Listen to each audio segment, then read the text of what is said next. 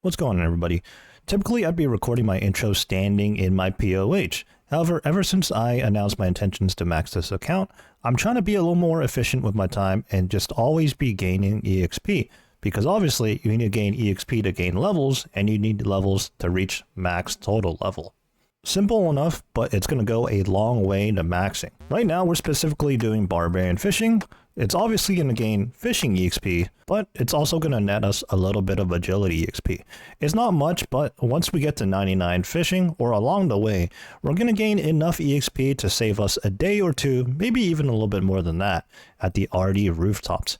Speaking of the RD rooftops, we're closer and closer to getting 90 agility. Not quite there yet, but we'll be getting that pretty shortly. However, once we get to 90 agility, we're actually going to take a step back from agility and work on some other things. This is because before we actually do the RD rooftop courses, we want to get RD Elite Diary done. Completing the diary not only nets us extra marks of grace, which is always nice, but it's also going to increase the EXP per hour, just like the Fremenic diary did for the Relica course. We only have RD Easy done right now, and we meet most of the requirements to get medium, hard, and elite done. But at the same time, there are some pretty steep requirements. One such thing is 91 smithing. While it is boostable, if my goal is to max, why would I boost, right? Let's just go ahead and get the levels. So 91 smithing, we're going to shoot for that at the blast furnace, and we're also going to need 65 runecrafting, in which we're going to visit Guardians of the Rift, I think. During the maxing grind, something that's always efficient to do is to do birdhouses for Hunter EXP. All you have to do is do a birdhouse run every 50 minutes or so, and with that, we hit 88 Hunter. Round and round we go, and we actually haven't been multi-logging as of late, just been focused on skilling on this one account, but upon the completion of this lap, we are hitting 89 agility. You can now use the Hard Revenant Cave shortcuts. Yeah, you won't catch me over there, I'm not gonna lie. Anyways, one more level until the RD rooftops. Well, first we're gonna be doing diary and smithing as we discussed previously, but until then, let's keep going. A little behind the scenes action right now, still working on agility, but I decided to be smart and preemptively plant some of the things that we're gonna need for the RD diaries that we're gonna do once we hit 90 agility. Right now we're still just over 400k EXP away though. As it turns out though, I'm going to thank past me because I already planted strawberries here at the RD patch. This is going to be for the RD medium diary, but there's also going to be similar tasks for the hard and elite tiers respectively, I think. So I'm going to go ahead and do those. It's been a little while since I checked in on the lap count, but we just hit 3,000 laps. And there's probably going to be at least another 1,000 or so until 90 agility. As it turns out, it won't take us another 1,000 laps because as of right now, we are just 22,500 EXP removed from 90 agility.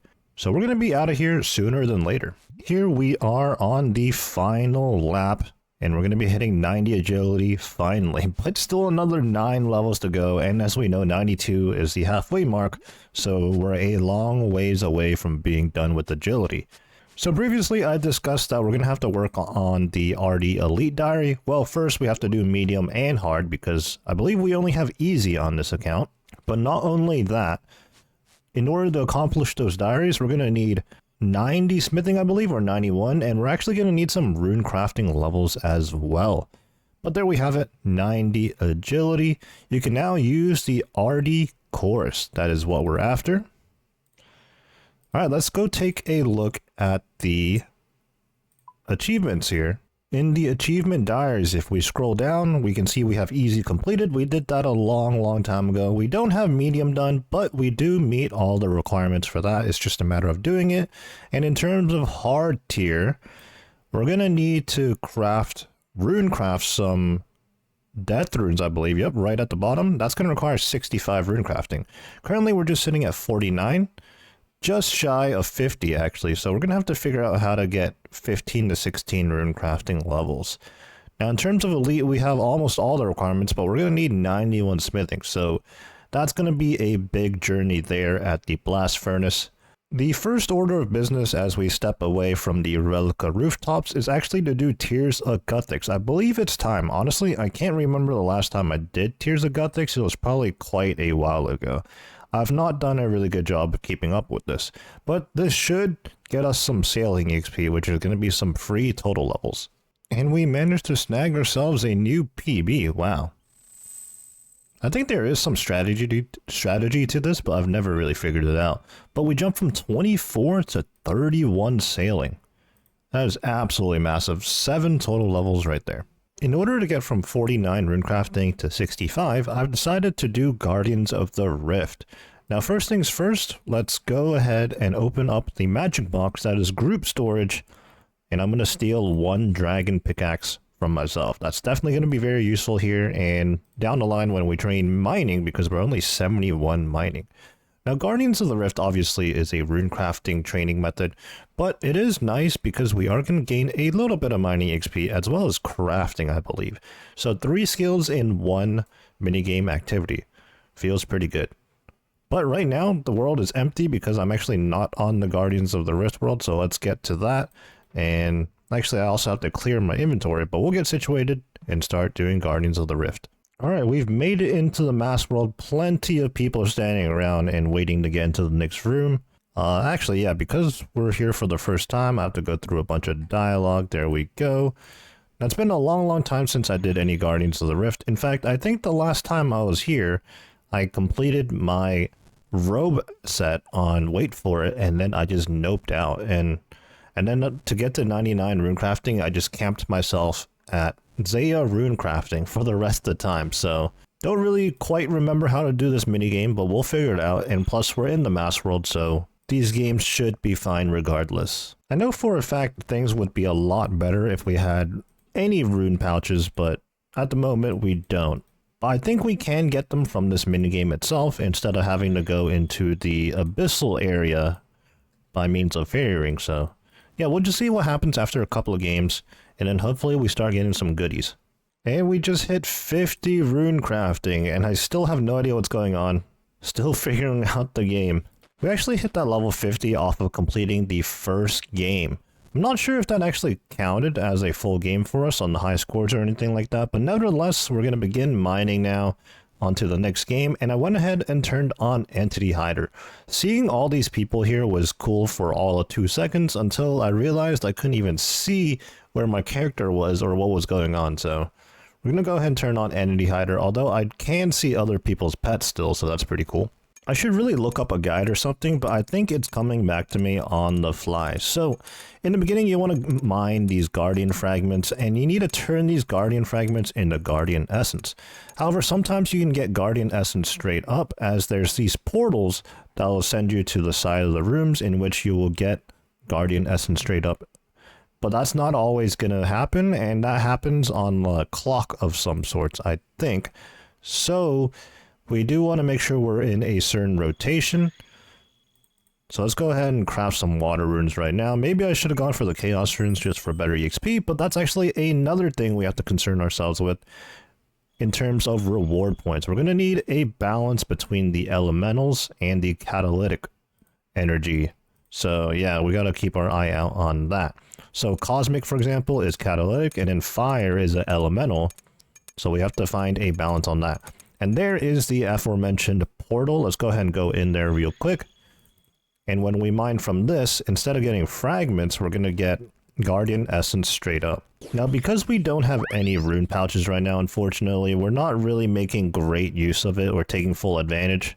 We need 54 rune crafting for long runes. Yeah, we don't have that yet. So let's go ahead and I guess we'll do mine runes.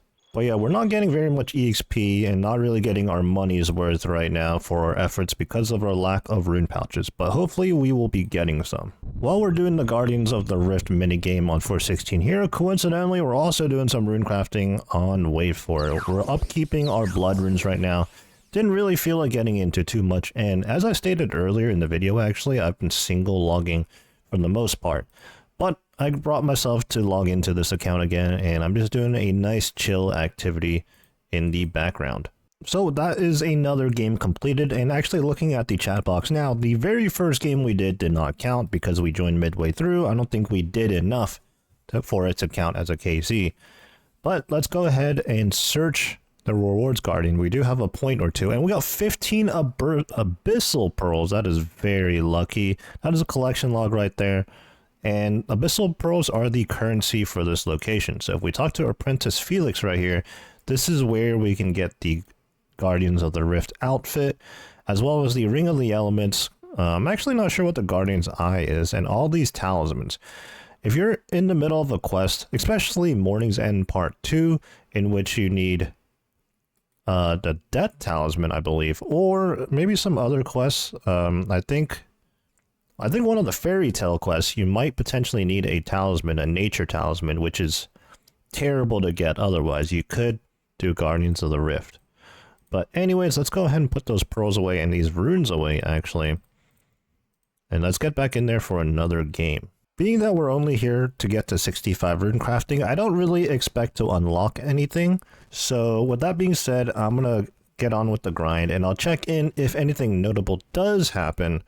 But we're going to get to 65 rune crafting and then move on with the other RD diary requirements. Up to 3 games now. Let's go ahead and claim some rewards, see if we can get lucky. Just a bunch of runes. Oh, a large pouch. That is pretty nice. And 16 pearls. Okay.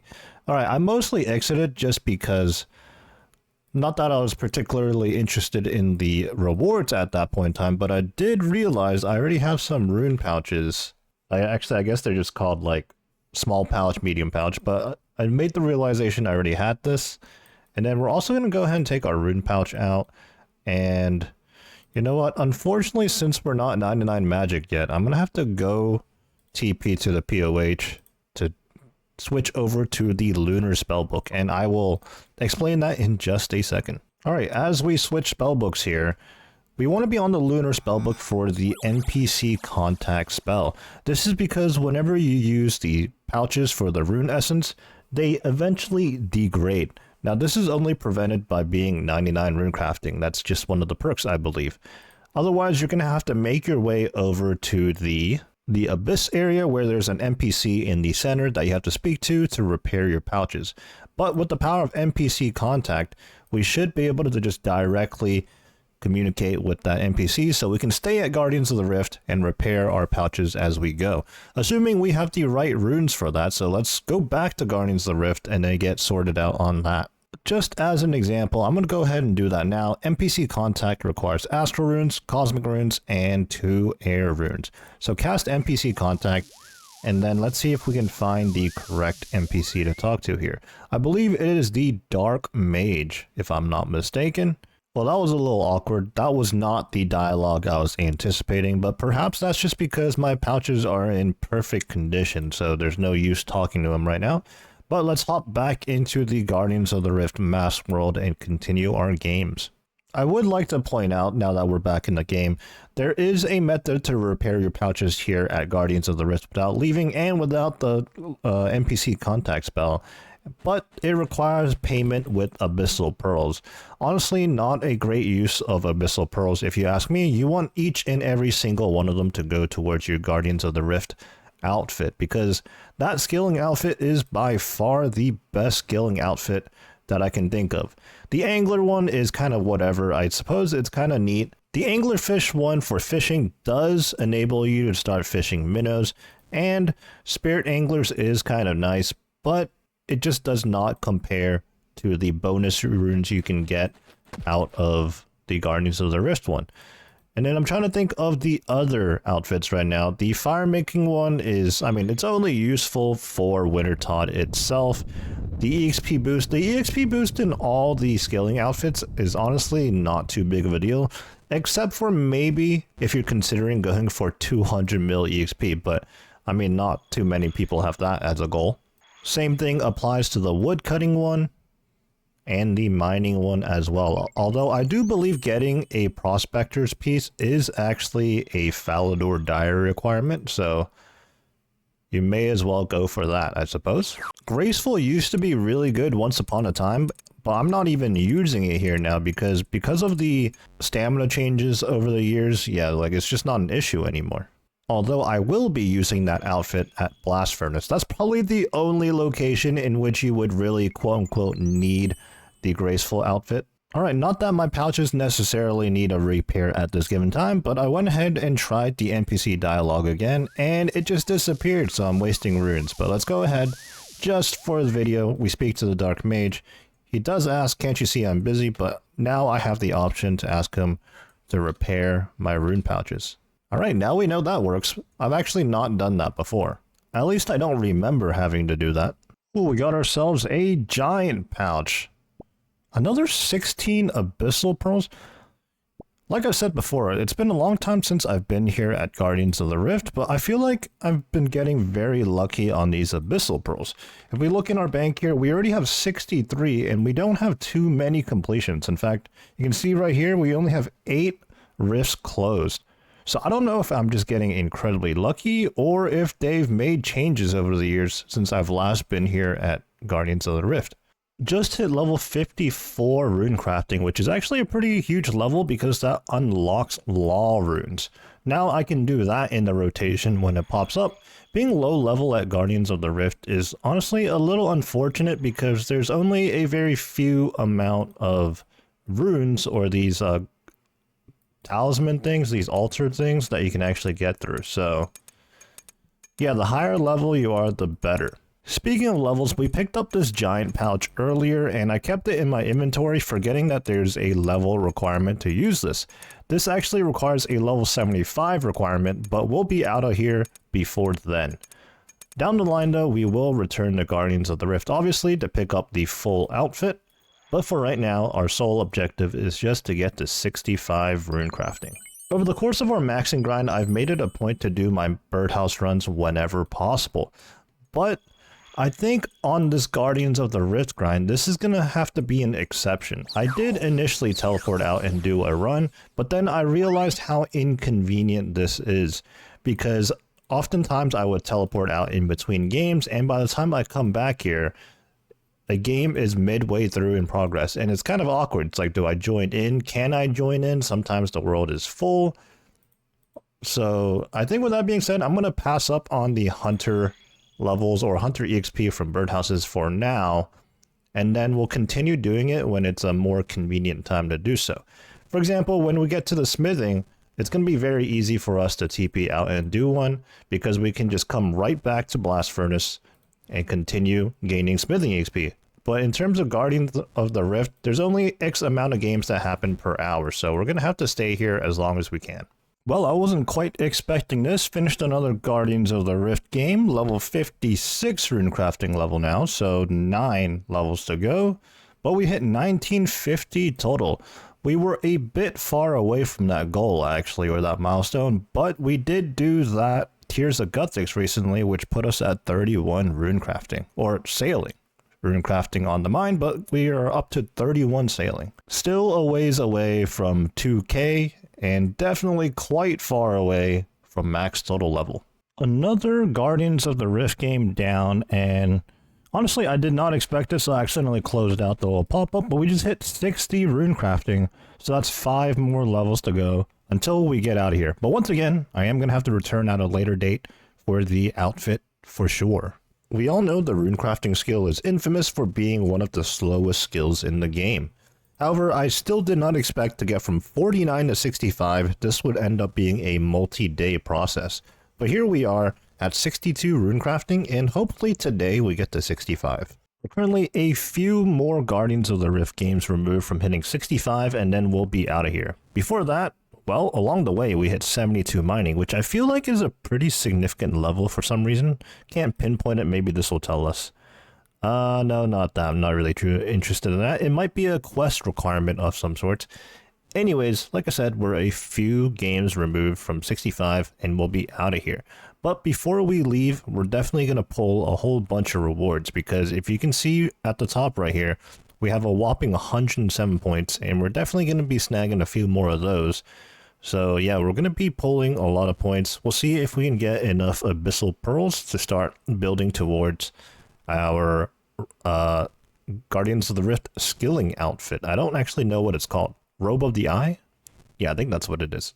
Midway through this game, we have finally reached our goal, 65 rune crafting. We can now craft death runes, but let's go ahead and finish out this game just to get our points, and then we'll see what our loot is. But we are officially done for now anyways. Down the line, we're going to be coming back for the full Guardians of the Rift robe set.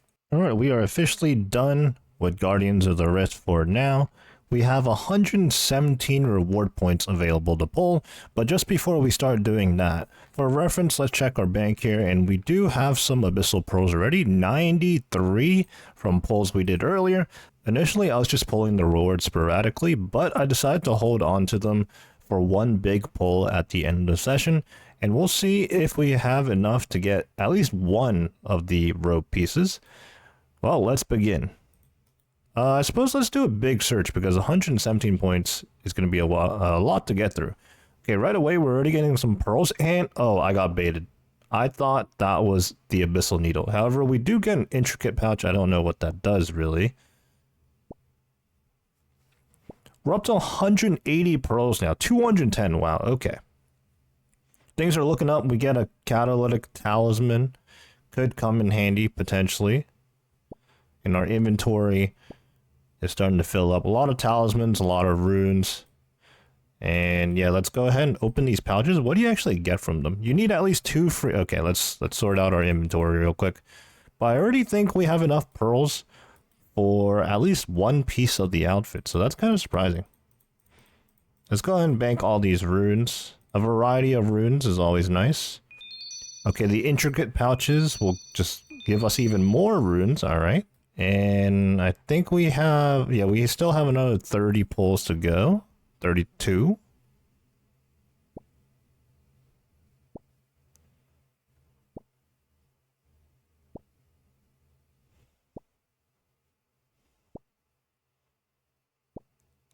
Elemental Talisman, which is actually not a collection log. Why is the Catalytic Talisman a collection log, but not the Elemental? Interesting. Anyways, that's all our points for now. Let's go ahead and take out the Abyssal Pearls from earlier. We have a whopping 468. Now let's take a look at the shop and check the prices. The hat is 400. Robe top is 350. The robe bottoms are 350. And the boots are 250. So I don't know how you guys like to do this when it comes to the outfits, but I'm going to go ahead and get the hat first because it's the most expensive. I don't know, just a psychological thing maybe. You know, if we go for the most expensive piece first, it feels like we're making more progress. So I'm going to go ahead and get the hat of the eye right now. Now there is a full set bonus, but I do believe each individual piece also gives you a little bonus. So it's good to get a piece whenever you can. So there we go, we have the hat.